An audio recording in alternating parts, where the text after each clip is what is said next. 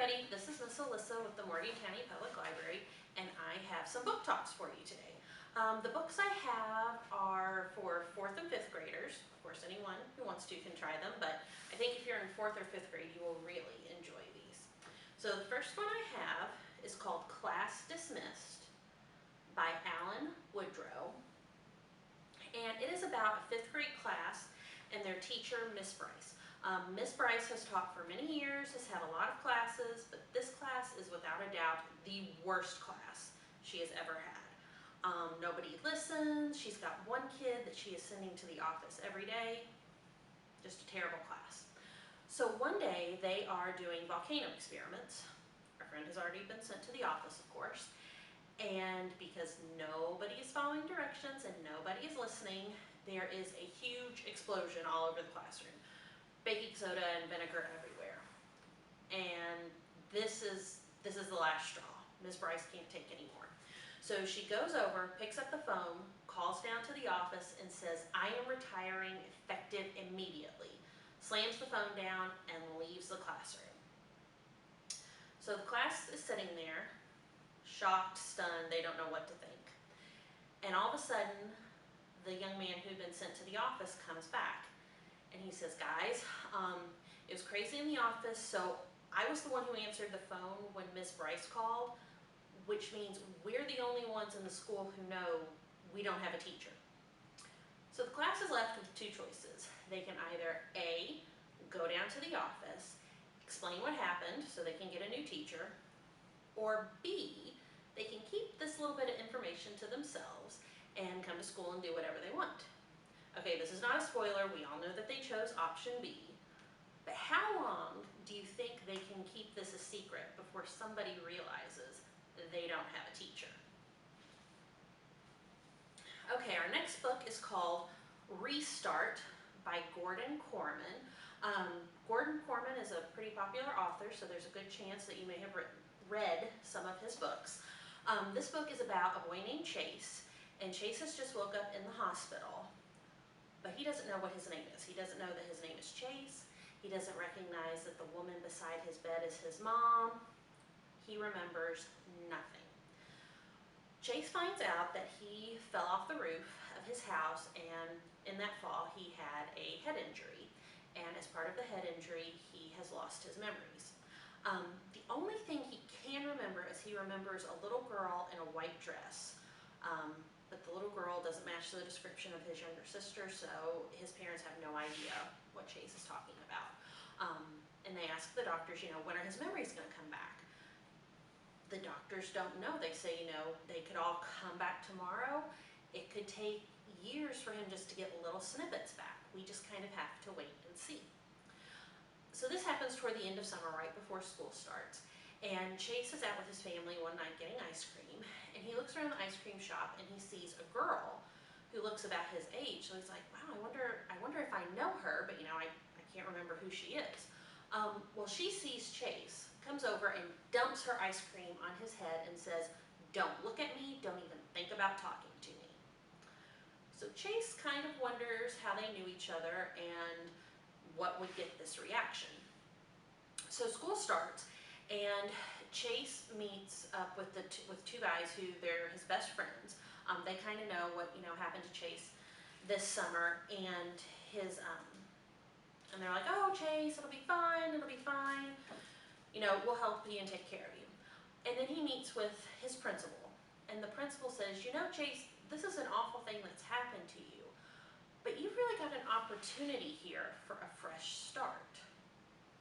Which Chase kind of thinks is an odd comment, but as he's walking around the school, he realizes that people look away from him when he comes down the hall, and some people even actually turn around and go the other way.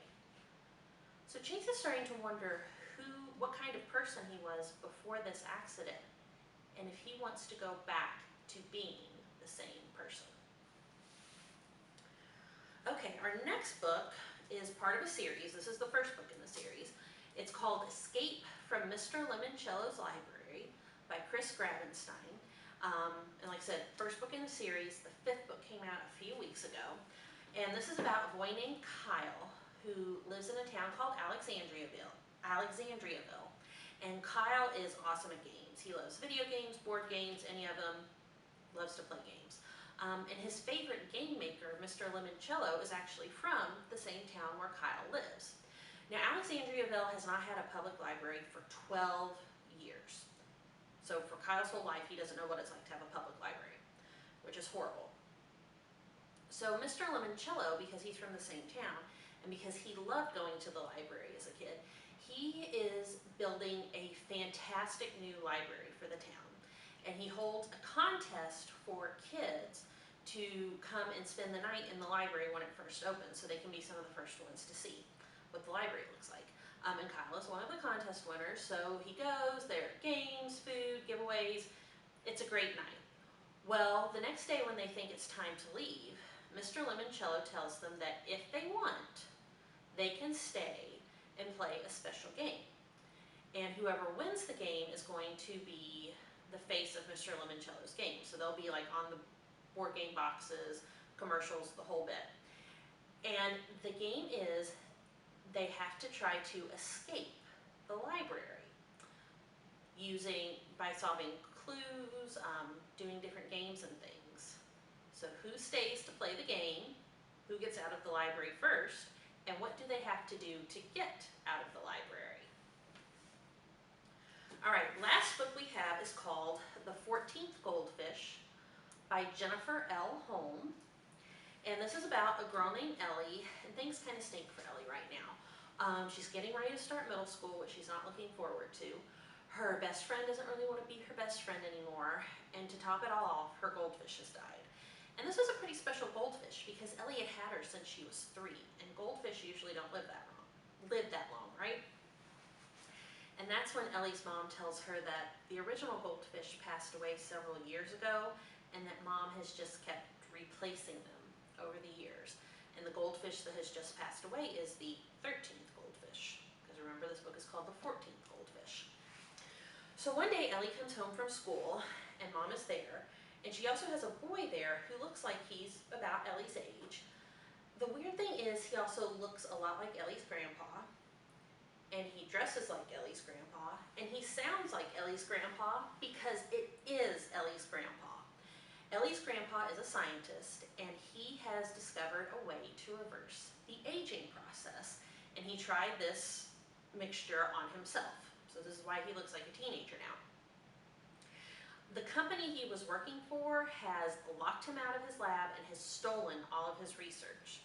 So he can't get back to any of it. And since he looks like a teenager, you know, he needs an adult to take care of him. And where do teenagers have to go every day? That's right, school. So Ellie and her grandpa are now together in school in the same classes.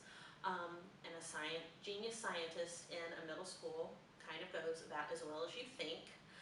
But Grandpa has decided he is going to get his research back, and he wants Ellie to help him. So what kind of adventures are Ellie and Grandpa going to have together? So just to recap, these are the books we have. We have The 14th Goldfish, Escape from Mr. Limoncello's Library, Restart, and Class Dismissed. You can put these books on hold through the library's website, morgancountylibrary.info, or you can come to the library and pick them up or put them on hold. If you have any questions, just let us know. Have a good day!